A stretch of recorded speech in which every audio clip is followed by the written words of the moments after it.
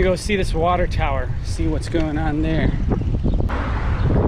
It's a grid, another grid.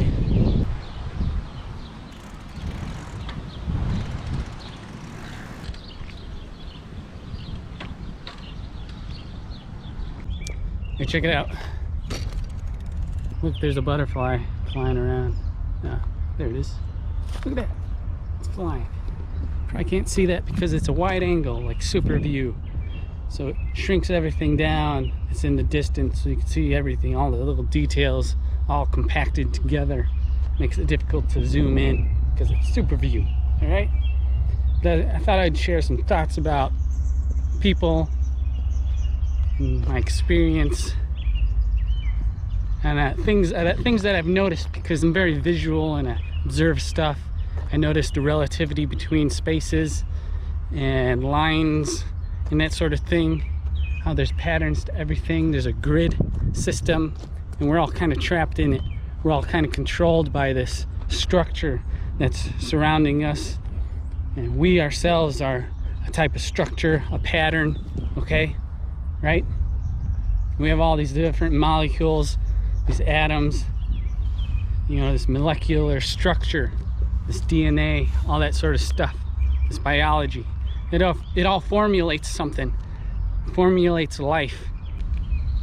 It's kind of strange when you use yourself as a reference point for how others ought to be. It kind of puts on this skewed sense of reality because you're overlooking the different ways that you could be yourself, right? It's only because you've chosen to be one way that it makes all these other ways appear irrelevant or not right, like they don't sync up, okay?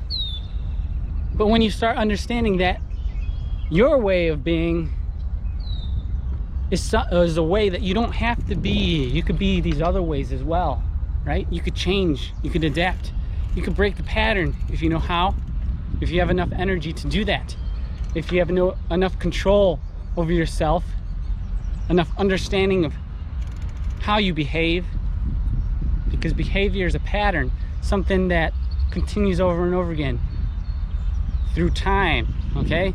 And if you can track this pattern, if you could trace all the details,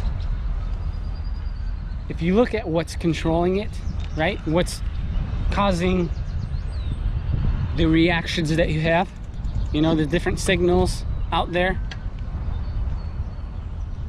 If you can identify those things, well then you hold the key, right? There's a structure to everything, a design, okay? And you can't really break it too much, otherwise what you are ceases to exist, right? You don't want to become entirely something else, because then your limits get broken, and what keeps you together, keeps you alive, breaks apart, okay? Like all things in life, there's a pattern, this oscillation between one side and another side. Just like time has a presence and a pause between all the different measured states that exists in reality.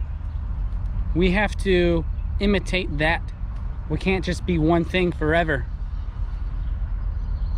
right? That's why we go through this biological process of sleeping and wakefulness, okay? And it also goes in line with how enlightened you are, how awakened you become in life. You lose that as well, right? You go back into this unconscious state, subconscious way of living where you don't really question what's going on, okay? So we got to bounce back between them, find this middle ground, okay? This balance. And that's the true place where you get this feeling, this real sense of what's going on. Because if you're always awakened, if you're always enlightened, you're existing on this higher ground, this place of positivity where for others seems ingenuine. And yes, it is ingenuine because it's extreme. It's not a balanced way of living. Both extremes are a bit unpredictable, right? because they don't fit in. They're extreme. And the place that you fit in is in the middle. That's why it's in the middle. You're fitting in, right?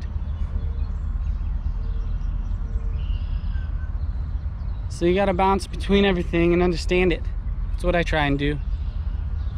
So let's explore some more.